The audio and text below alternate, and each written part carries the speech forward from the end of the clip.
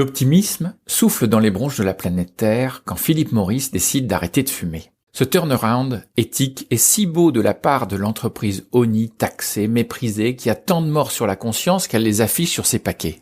Alors, quand ce géant mondial clame par la voix de son CEO, André Calantzopoulos, sa nouvelle raison d'être, A Smoke-Free Future, je retiens moi aussi mon souffle pour profiter de ce moment en apnée, comme lorsque je traversais les TGV en fumée.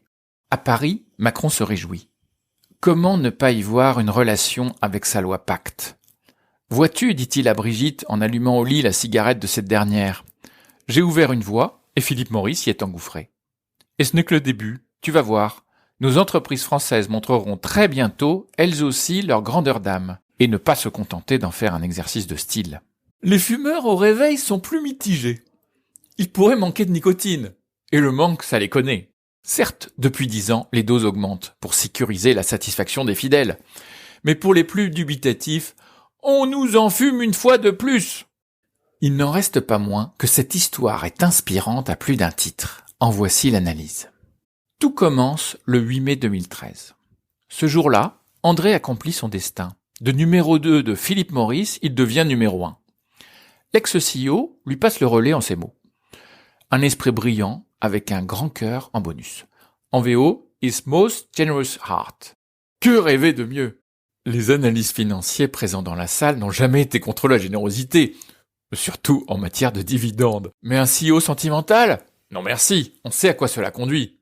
Heureusement pour eux, André inaugure son mandat en critiquant pendant 1 heure les régulations. Ces taxations qui font la fortune des contrebandiers. Ces parasites de cigarettiers. La salle, rassurée, s'époumonne en chœur entre 2 quintes de tout et entonne « Il est des nôtres, il a fumé comme les autres !»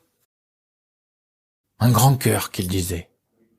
Mine de rien, ce mot, cœur, qui n'a l'air de rien, fait son chemin. Celui d'André bat fort ce jour-là. Il croit même un instant qu'en venant du pays des Jeux Olympiques, il est né champion. Comme les marathoniens new-yorkais, qu'il peut dire « I did it » en devenant numéro 1. Mais à 55 ans, en pleine Flaming 50s, dit-on aux Amériques, on sait aussi qu'il nous reste une dernière chance de réussir notre vie. Encore une opportunité de faire plus de bien au monde avec nous que sans nous. Philosophe de naissance, André se souvient de Jean Kelevitch, qui distingue le destin, ce pourquoi on est programmé, de notre destinée, ce qu'on choisit, nos inflexions délibérées sur nos trajectoires de vie. Mon destin ? Persister pour cartonner dans les classements des dirigeants. Car, comme ce lui fut répété de la maternelle à l'INSEAD, on est toujours comparé dans la vie. Mais sa destinée ? Une question fugace lui traverse alors l'esprit. Quelle trace laisserai-je au-delà de mon mandat ? D'avoir été le numéro 1 de l'index ? Ou d'avoir fait progresser l'humanité ? Mamma mia ! Mais comme dit une autre chanson, il y pense et puis oublie. L'année passe, et voilà qu'André revient au pays pour passer l'été sur l'île de Milos. L'île où l'on croise CEOs en exercice ou en devenir. Et par une belle nuit d'été, dans une taverne éclairée, notre grand patron baisse enfin sa garde et devient presque sentimental. J'ai dit presque. Les 3 ouzos l'ont certes bien aidé.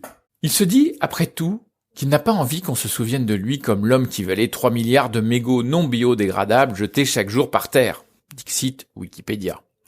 Et vous le savez comme moi, quand la lumière baisse, quand l'azur devient nuit, le héros croise toujours une femme étrange. « Que faites-vous dans la vie ?» lui demande-t-il. « Je libère le potentiel des entreprises. »« Mais qu'est-ce que ?» s'exclame André en anglais. « Je contribue à ce qu'une entreprise choisisse sa destinée pour sa prospérité, plutôt que de reproduire fatalement ses schémas passés. » Athéna, dont le nom ne s'invente pas, est une ex-BCG avec MBA. Et alors qu'André s'abîme dans les yeux de cette mystérieuse libératrice de potentiel, elle lui confie cette vision. Dans peu de temps, un homme français de moins de 40 ans et marié avec sa professeure de 24 ans son aîné sera élu président. Et il proposera aux entreprises d'expliciter leur raison d'être. Bien que le cannabis soit une new frontier à explorer, une innovation de rupture, dit-on chez McKinsey, André s'interroge pantois si Athéna n'aurait pas fumé autre chose que des Philip Morris pour avoir des idées aussi exotiques.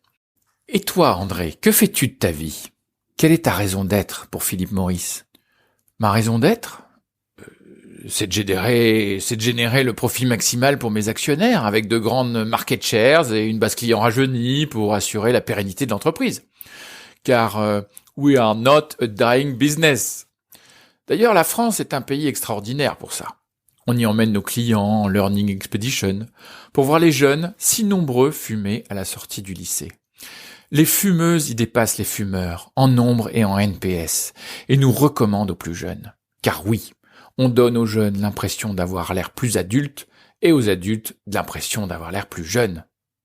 Pour tout vous dire, ayant un peu peur lui-même de voir ses enfants fumer et de devoir assister de son vivant à leur mise en bière, il se demandait à cet instant si pérorer comme un CEO macho sonnait vrai ou faux.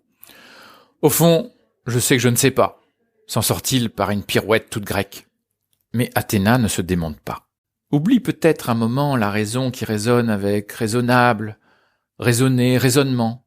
Mais explore tes passions qui riment avec passionné et passionnante.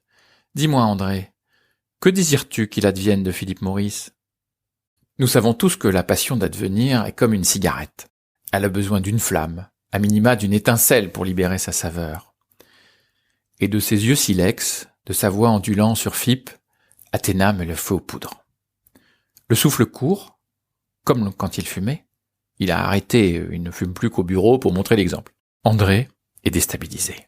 Il sait qu'en rencontrant Athéna, cette femme au prénom et à l'allure de déesse, il vient de faire la rencontre d'une vie. Il ne l'attendait pas là, pas maintenant. Et cette émotion qui l'envahit est incompréhensible, si difficilement dissible. Cet instant lui tord les boyaux et pourtant le rend accro. Avec une rare sincérité, il se lance. Ce qui me passionne dans la cigarette, ce n'est pas la fumée, mais les fumeurs. Je rêve d'un monde sans fumée, mais avec des milliards de fumeurs. J'aime leur convivialité à la pause clope, qu'ils se remercient, se regardent dans les yeux quand ils allument la cigarette d'un autre. J'aime la résistance sociale du fumeur. Il résiste envers et contre tout à ceux qui lui enjoignent d'arrêter. J'aime tant nos fumeurs généreux qui partagent leur paquet quand aujourd'hui on garde tout pour soi. Je rêve d'une cigarette qui aurait un nom grec. Je rêve que Philip Morris marque positivement les esprits plutôt que négativement les poumons. Je rêve d'un smoke-free world. Where there is a will, there is a way. À deux, on trouve toujours une troisième voie. Que penses-tu d'Icos comme nom de guerre pour ta cigarette révolutionnaire? Au clair de lune, dégagé de tout nuage, le regard d'André s'enflamme. Où t'envoles-tu? Bonne nuit, André, lui souffle Athéna. J'ai réglé ton addition. Avec ce que tu gagnes, ça ne doit pas t'arriver souvent. Où te reverrai-je? Sur le 8e continent. Je t'attends.